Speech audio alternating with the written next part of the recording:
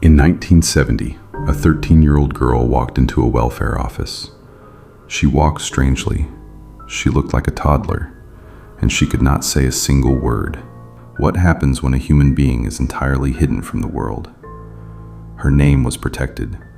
To the world, she became known only as Genie. For over a decade, she was locked inside a small room in California. She was tied to a chair by day and kept in a crib by night. Her father forbade anyone in the house from speaking to her. If she made a sound, she was punished.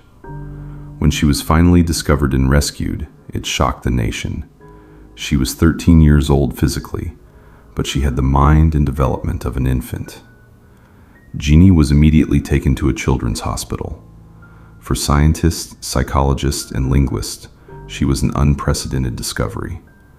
Science had a long-standing debate. Is language born inside us, or must it be learned before a certain critical age? Genie was the ultimate test. A team of researchers was quickly formed. They wanted to help her, yes, but they also deeply wanted to study her. They recorded everything. At first, there was hope. Genie was highly curious about the outside world. She touched everything. She wanted to understand objects she had never seen. Slowly, she learned to walk better. She learned to use the toilet, and she began to learn words. Apple, shoe, stop. The scientific community watched closely. It seemed like a miracle was unfolding, but the lines between treatment and research quickly blurred. Genie was not just a patient, she was a project. She was subjected to constant, exhausting testing. Cameras, tape recorders, endless observers taking notes. She lived in the hospital at first. Then she was moved into the homes of the researchers themselves. One scientist became her foster parent. Then another took over. She was forming emotional attachments, but the environment was highly unnatural. It was a laboratory disguised as a home. And eventually, the progress stopped. Genie learned a large vocabulary, but she could not grasp grammar. She could not put words together to form proper sentences.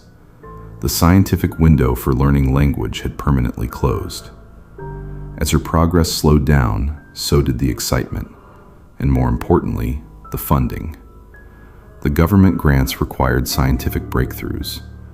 When Genie could no longer provide them, the money stopped. The research team fell apart. They argued over who cared for her and who was exploiting her. In 1975, the scientific funding was completely cut. The research ended, and the scientists moved on.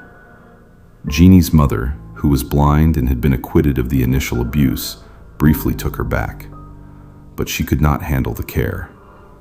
Genie was then placed into a series of state-run foster homes. In some of these homes, she was severely neglected all over again. The trauma returned. She regressed. She stopped speaking the few words she had worked so hard to learn. The researchers who had spent years studying her were eventually sued by her mother. The lawsuit claimed excessive testing and exploitation. It was later settled quietly. Today, Genie is an adult. She lives in an undisclosed state care facility, silent once again. The story of Genie is taught in linguistics classes all around the world. It is used to explain the critical period of language, but it teaches us something much darker about science.